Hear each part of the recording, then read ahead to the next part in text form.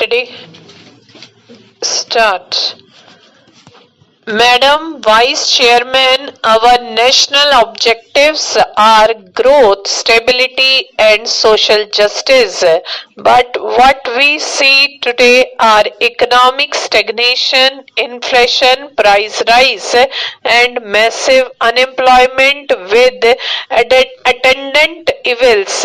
Madam, I much painfully submit that a mentality has been growing in the government to brush aside nonchalantly the criticisms or suggestions coming from the opposition.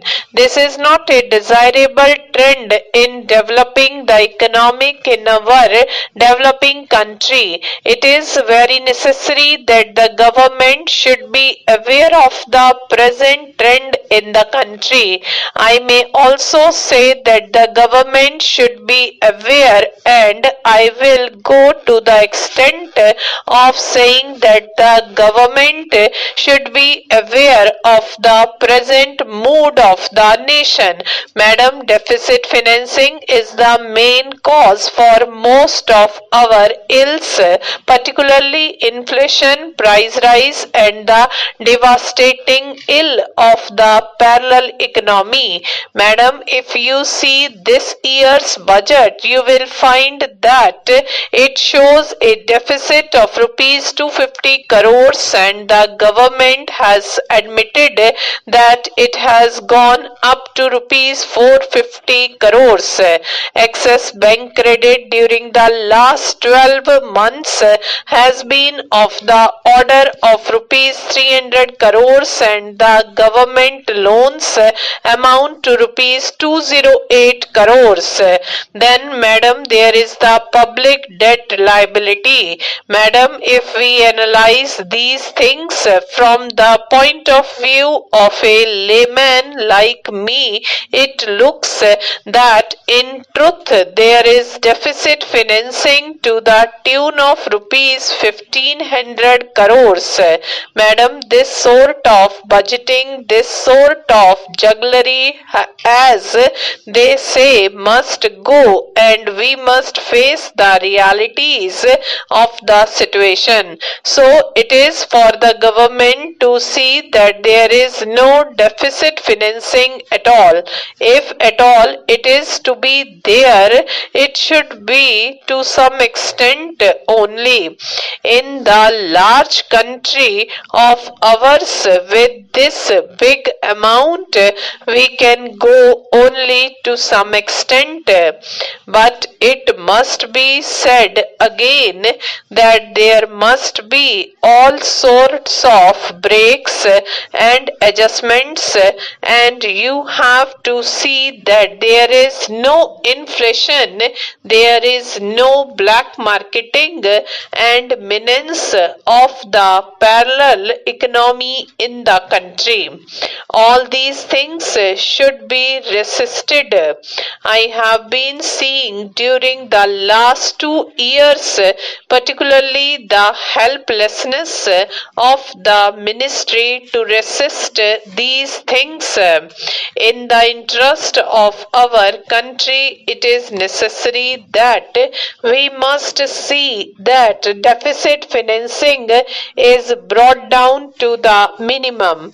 Madam, this is the first speech from the opposition after the news items that appeared in today's paper.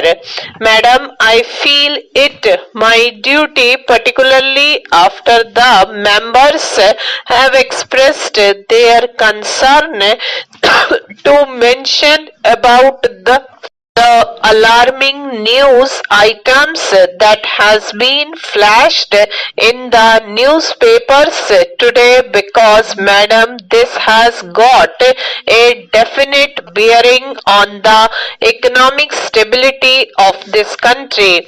Madam, the news says that there have been unsuccessful attempts by the CIA on the life of our Prime Prime Minister.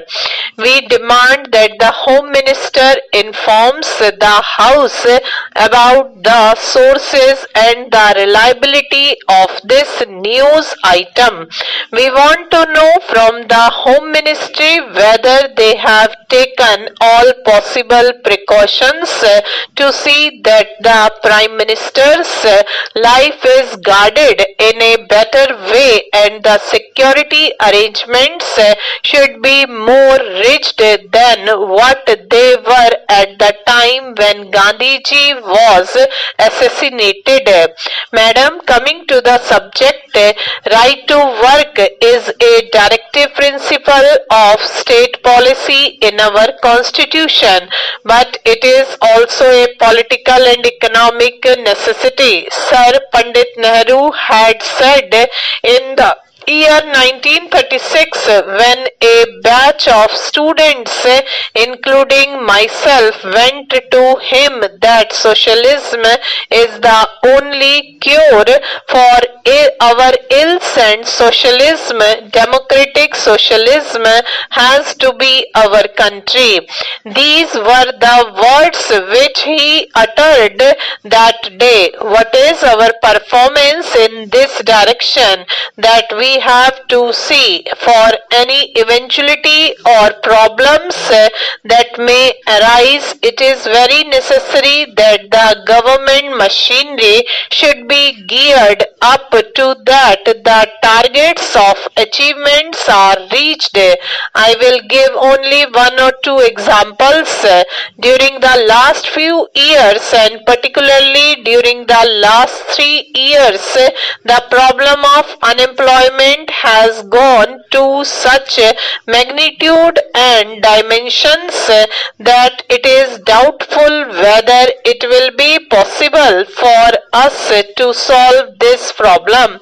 Madam, I must say that in the present situation in the country, we have to take into consideration the most important and urgent problem that we are facing, the drought, famine and scarcity conditions all over the country. Madam, I wish to bring to the notice of the government that these scarcity conditions will go on definitely till 1973.